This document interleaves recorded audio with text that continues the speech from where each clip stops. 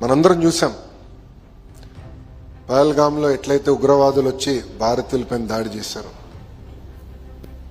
భారతదేశం ఎప్పుడు శాంతియుతంగా కోరిన దేశం. ఇతర దేశాలపైన ఏనాడు మనం దాడి చేయలేదు. కానీ ఎప్పుడైతే ఉగ్రవాదులు మన పైన దాడి చేశారో నిజంగానే గౌరవ ప్రధానమంత్రి గారు ఒక సాహసోపేతమైన నిర్ణయం తీసుకుని ఏకంగా పాకిస్తాన్కి ఒక గుణపాఠం చెప్తాం జరిగింది. దాంట్లో భాగంగా మన రాష్ట్రానికి చెందిన ఒక జవాన్ని మనం కోల్పోయాం.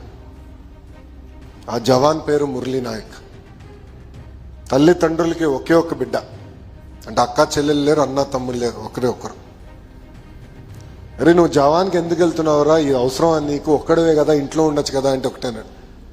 రేపు ఏమైనా అవుతే ఎవరు వస్తారని కూడా అడిగితే అతను చెప్పాడు తల్లిదండ్రులు, నాకేమైనా అవుతే మొత్తం భారతదేశం నా వెనక నిలబడుతుంది. మురళీ నాయక్ లాంటి జవాన్లు ఈరోజు బార్డర్లో మన కోసం నిలబడుతున్నారు కనుకనే మనం ఇలాంటి కార్యక్రమాలు పెట్టుకోగలుగుతున్నాం.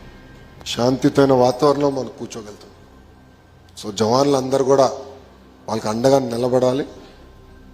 ఎప్పుడు గౌరవ ప్రధానమంత్రి గారు కానివ్వండి, దేశం ఏ పిలిపించినా పేట్రియాటిజం అనేది మనసులో ఉండటమే కాదు, చూపించాల్సిన బాధ్యత మనందరిపైన ఉంది. ఎందుకంటే గతంలో చూసాం 2014 నుంచి 14 వరకు 27 ఉగ్రవాద దాడులు జరిగినాయి భారతదేశం పైన, సుమారుగా 27. ఒక్కసారి కూడా మనం తిరిగి చెప్పలేకపోయాం. కానీ ఇప్పుడు ఎప్పుడైతే జరిగిందో తగిన గుణపాఠం వాళ్ళు చెప్పాం.